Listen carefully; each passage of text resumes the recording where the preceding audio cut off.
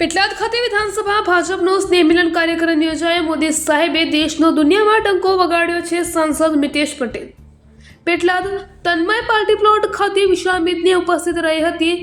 આણંદ જિલ્લાના પેટલાદ શહેર ખાતે તારીખ 19/11/2024ના રોજ પેટલાદ ખંભાત રોડ ઉપર આવેલ તન્મય પાર્ટી પ્લોટ ખાતે સાંજે 6 વાગ્યે સ્નેહ મિલનનો કાર્યક્રમ યોજાયો હતો। આ કાર્યક્રમની શરૂઆત રાષ્ટ્રગાન તેમજ ઉપસ્થિત મહાનુભાવો દ્વારા દીપ પ્રાગટ્ય કરી સ્નેહ મિલન કાર્યક્રમની શરૂઆત કરવામાં આવી હતી। પેટલાદના લોકપ્રિય ધારાસભ્ય કલ્પેશભાઈ પટેલ દ્વારા સ્વાગત પ્રવચન કરી ઉપસ્થિત વિશાળ મેદનીને નવા વર્ષની શુભેચ્છા પાઠવી હતી।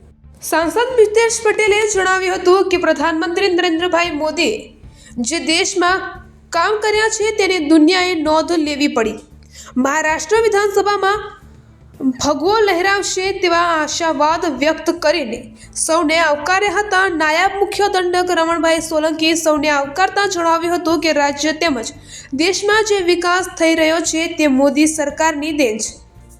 ચોફેર વિકાસ થઈ રહ્યો છે। જિલ્લા ભાજપ પ્રમુખ રાજેશ પટેલે ભાજપ કાર્યકરોને નવા વર્ષના શુભેચ્છા પાઠવી હતી અને આગામી જાન્યુઆરી માસમાં પ્રયાગરાજમાં કુંભ મેળો યોજવાનો છે।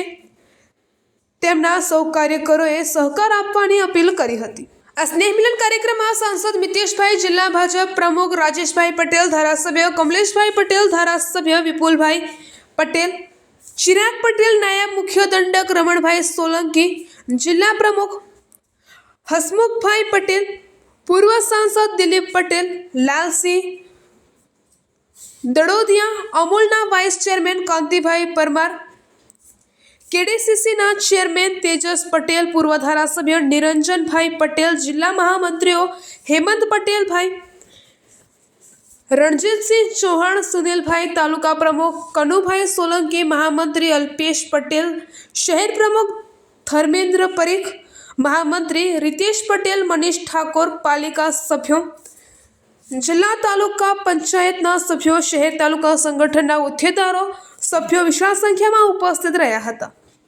રિપોર્ટર વિપુલ સોલંકી, પેટલાદ। ભારતીય જનતા પાર્ટીનો ખૂબ સુંદર કાર્યક્રમ આપણી વિધાનસભામાં યોજાઈ રહ્યો છે। વિશેષ કરીને આજના કાર્યક્રમનો મુખ્ય સંદેશો છે કે આપણે બધા સાથે મળીએ, પરિવાર ભાવ સાથે મળીએ અને નવા વર્ષે જ્યારે આપણે નવા કામની શરૂઆત કરી રહ્યા છીએ ત્યારે ભારતીય જનતા પાર્ટી જે રીતે એક પરિવાર સાથે કામ કરે છે, સાથે સાથે કેન્દ્રની સરકાર અને ગુજરાત સરકાર આ બંને જનહિતના જે કાર્યો કરે છે એ પણ પ્રજા સુધી પહોંચે અને સેવા ભાવ સાથે કામ થાય એ દિશામાં જવા માટેનો પ્રયત્ન છે। અને જે રીતનું વાતાવરણ ત્યાં ઊભું થયું છે ને ગુજરાતના કોઈ પણ સાંસદ હોય કે ધારાસભ્ય હોય કે પાર્ટીના કાર્યકર્તાઓ હોય, કોઈ પણ ઇલેક્શનમાં આપણા સ્ટેટ લેવલ ઉપર જાય ત્યારે ગુજરાતનું ગૌરવ વધે છે। એ ગુજરાતનું ગૌરવ કેમ? કારણ કે આદરણીય પ્રધાનમંત્રી નરેન્દ્રભાઈ મોદી સાહેબ, એ જ રીતે આપણા ગૃહમંત્રી અમિતભાઈ શાહ સાહેબ બંને જે ગુજરાતના મહાનુભાવો છે અને દેશનો વિકાસ કરી રહ્યા છે અને દેશનું નેતૃત્વ જે કરી રહ્યા છે અને દેશના નેતૃત્વથી ભારત દેશનો ડંકો પૂરા વિશ્વમાં જે આપણા આદરણીય પ્રધાનમંત્રીજીએ વધાર્યો છે એટલા માટે જ ગુજરાતનું ગૌરવ છે। અને આ ગુજરાતનું ગૌરવ ફક્ત ગુજરાતમાં નહીં, વિશ્વમાં પણ આપણા પ્રધાનમંત્રી નરેન્દ્રભાઈ મોદી સાહેબે આખો ગૌરવ વધાર્યું છે। આપણા ભારતીય જનતા પાર્ટીના આણંદ જિલ્લાના અધ્યક્ષ ભાઈ શ્રી રાજેશભાઈ પટેલ, ગુજરાત સરકારમાં નાયબ દંડક અને બોરસદ વિધાનસભાના ધારાસભ્ય આદરણીય શ્રી રમણભાઈ સોલંકી, આપણા વિસ્તારના લોકપ્રિય સાંસદ અને બીજી વખત આણંદ જિલ્લામાંથી નરેન્દ્રભાઈ મોદી સાહેબના નેતૃત્વમાં પુનઃ બીજી ટર્મ માટે પણ નેતૃત્વ આણંદ જિલ્લાનું આપણું કરતા એવા લોકપ્રિય સાંસદ મિતેશભાઈ પટેલ આપણી વચ્ચે ઉપસ્થિત, સોજિત્રાના આપણા જ જિલ્લાના પૂર્વ પ્રમુખ, સોજિત્રાના વિધાનસભાના ધારાસભ્ય આદરણીય વિપુલભાઈ પટેલ, જિલ્લા પંચાયતના પ્રમુખ આદરણીય હિનાભાઈ પટેલ, ખંભાતના હમણાં જ આપણી વચ્ચે ઉપસ્થિત થયેલા આપણા જ માના આપણા લોકપ્રિય ધારાસભ્ય ખંભાતના ચિરાગભાઈ પટેલ,